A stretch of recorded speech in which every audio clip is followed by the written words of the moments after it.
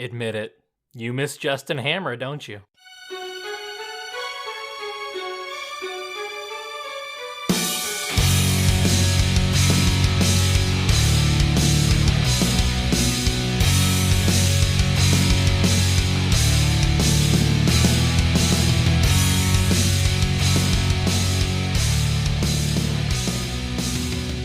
Hello, one and all, and welcome back to the next episode of Pod Freak. I believe we are episode 6. I'm going to double check that because I don't trust myself. Let's see here. Get up the old Google Podcast, click on Pod Freak. Episode 6. So on episode 6, we are going to talk about Iron Man 2, and I'm just going to jump right into things. I love this movie. I know I'm not supposed to. I know it's one of the ones people point to as bad. I know that most people don't like the Iron Man movies outside of the first one, which is generally well loved. I don't care. I love this movie. When I went back and I watched some of it yesterday and today, kind of split between the two, I did notice more of its problems that I don't know if I would have been willing to admit to before, just in terms of like a well-written story.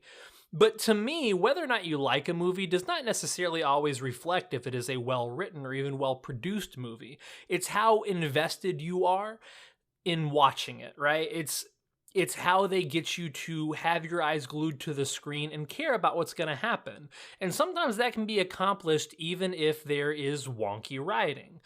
For me, all it takes most of the time is a really well-developed character. And for me, that's always been Tony Stark, even in the bad movies, because it never mattered what the writing was. Robert Downey Jr. brought the character to life. And to me, it was a character that, I don't know if resonate with is the right word. Clearly, I don't have a ton of stuff in common with Tony Stark. Like, I'm not rich, I'm not a genius. But I don't know, I guess it is fair to say that I resonated with him in some ways, not because of my background, but because of my personality. I probably forget that now because I'm a little bit more mild-mannered than I used to be, but when I was in high school and college, I definitely kind of saw myself as a quick-witted, quip master person. That's so awkward. Quip master? What even is that? I have to keep that in because it would be dishonest not to. But the point is that I really loved correcting people. I really loved being the smartest person in the room, even though I wasn't always, but I always thrived in that. And because of that, Tony Stark always resonated with me. And as I got older, as we talked about with the podcast we did on Iron Man 1, the original one, he resonates with me now because his story is very motivational, I guess. You get to see him from where he started go through a profound event that changed his life and watch how that takes him all the way up into Avengers Endgame.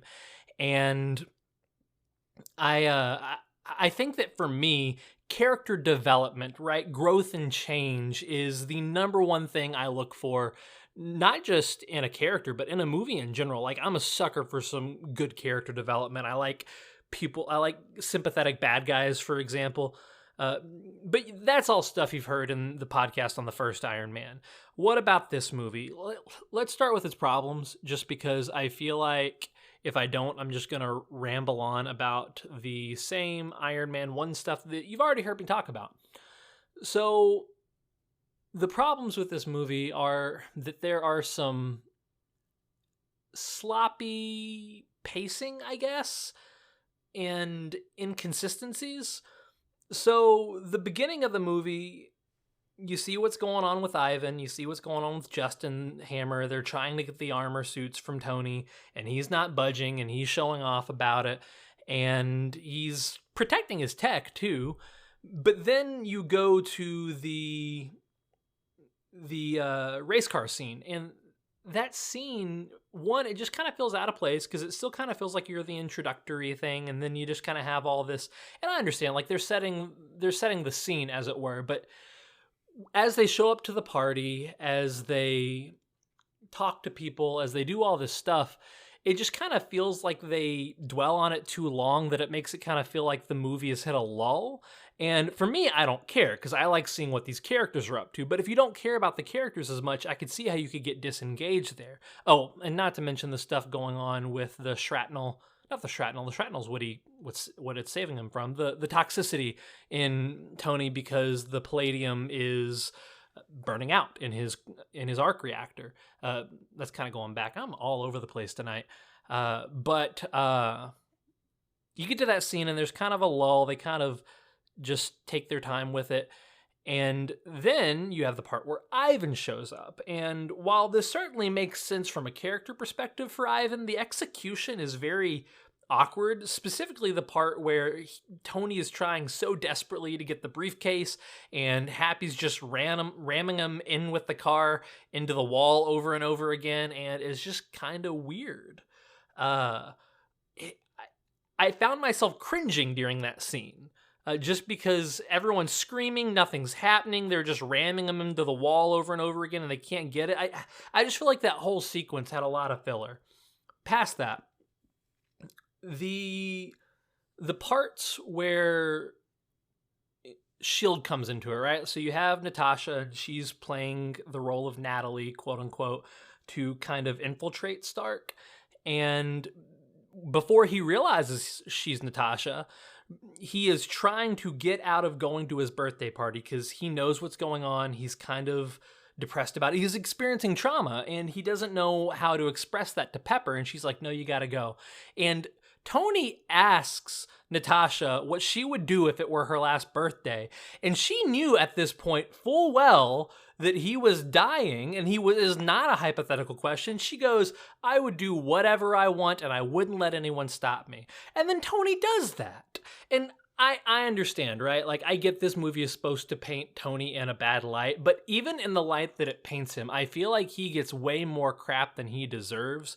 And I think a lot of it is because of this movie, because he does look really bad. He's operating military industrial equipment that is also like a jet, and he's drunk, and he is putting tons of people in danger. But by the same token, he is going through some significant trauma, and someone who knows what's going on, instead of helping him with it, said, lean into it. Lean into that trauma. Do all the dumb things you're thinking. And I get it, right? He didn't have to listen to her, and I understand that. I'm just saying I think we can empathize with Tony. The part that gets me is the next day when she introduces herself as the actual Natasha Romanoff. Her and Nick Fury still are judging him for what he did, even though they told him to, or Natasha did at least. It just doesn't make sense. And then, like, even at the end, while we're on the subject of S.H.I.E.L.D., I want to get this out there while I'm still thinking about it. At the end, they said Iron Man approved, Tony Stark not approved. But then they said they want Tony Stark as a consultant. And don't get me wrong, they're one and the same in the first place, right? But if you're saying that you're approving Iron Man and not Tony Stark, to me that says you're approving the tech but not the person. But the person is the part of it that you actually end up utilizing. Seems opposite to what you're saying. I feel like there were other inconsistencies I noticed in this movie. I should have written them down. But you get the point, right? Just because I love this movie does not mean that it is a well-crafted movie. And that's okay. We don't have to always love well-crafted movies. Sometimes we can love movies that are a little all over the place. But for me, this is a good continuation of Tony's story from the first Iron Man, despite the flaws of the movie, right? So he's already decided that it's now his job to keep his weapons from getting into the right hands, to protect and save people in a way that he knows is being held accountable because he's the only person involved in it, and basically taking what he thought his life's work was and utilizing that in the real world. But now you have to deal with the character defects that followed before you had this life change. Just because you had this major life alteration doesn't mean you changed overnight. And he's having to learn that, hey, being a hero is a lot more responsibility than I gave it credit for, and I still have a lot to learn. And I think that because of that, he comes off looking really bad in this movie, but it's also really important to his character arc. And I don't think that his character arc is everything that people say it is, and I struggle with where to give my opinion on that. I don't think it should be in this episode. I think it should be in the original Avengers episode at the earliest. But maybe if it should even be later. But I think it'll probably be in the Avengers episode. So there's a teaser, I guess. But he learns he has to be accountable. He learns he has to help Pepper not have to freak out and worry about him all the time. He learns he has to communicate. And he's just, I feel like he doesn't get enough credit for being a flawed person trying so desperately to do the right thing, which to me is really what distinguishes Marvel from DC most of the time. And I think that should be applauded as ingenious character work. But, I get it. People like Cap, and he's the squeaky guy, and different strokes for different folks. And don't get me wrong, I've come to really appreciate Captain America's story in recent years as opposed to when I was younger. And we'll talk about that when we get to his movies. But I don't know.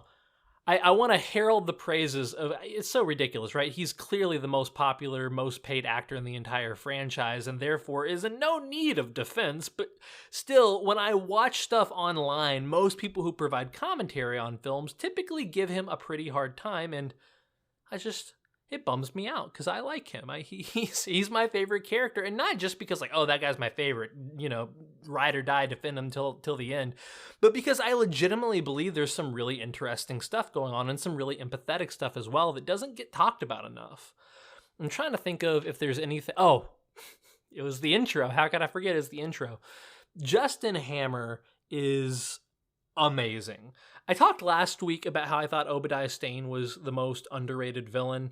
And for one, I don't think Justin Hammer is overrated. But two, I don't know if he completely qualifies as a villain either. He's certainly an antagonist, but he's not like a super villain. He's a guy who is theoretically trying to help the United States government, but mostly trying to help himself by selling weapons. But the portrayal is just spot on. Like, what a slappable face. 10 out of 10. Perfect. I don't think that there was any villain in the MCU with a more slappable face and performance that could draw what we as wrestling fans would typically call, good heat, right? Until John Walker, until recently. And that's not to say that Justin Hammer was the best antagonist until John Walker came along, because there are much better antagonists than, well, at least better than Justin Hammer. I guess you could debate if there are ones better than John Walker. I would argue there are, but if you thought that John Walker was the best villain in the MCU, I think that there's a case to be made for that. But just in terms of their personality, their demeanor, the aura they give off, there is no one who is more punchable, more hateable in such the best way that almost kind of makes you smile and laugh too because you're in on it, than Justin Hammer. And the only person who comes close is John Walker years later. Of course, he's much more nuanced and therefore a better villain overall, but still, Justin Hammer, I don't know the actor's name. I'm going to pull it up right now because I feel bad because I should be giving him due credit. Let me see here. Iron Man 2. Give the old Google. Scroll through the cast. Where are we going here? Sam Rockwell, that's who it is. Sam Rockwell does an astounding job as Justin Hammer, and I really hope we get to see more of him someday. I have my doubts, but I really hope we do.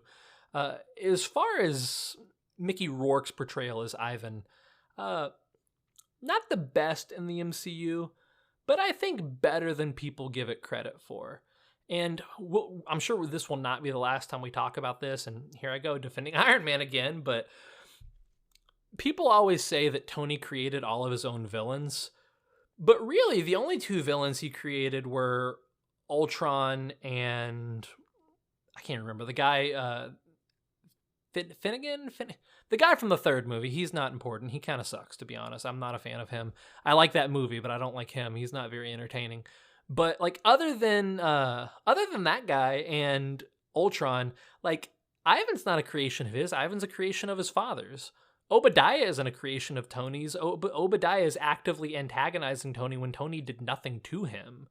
I don't understand why they say that Tony always creates his own villains. It's really just the two.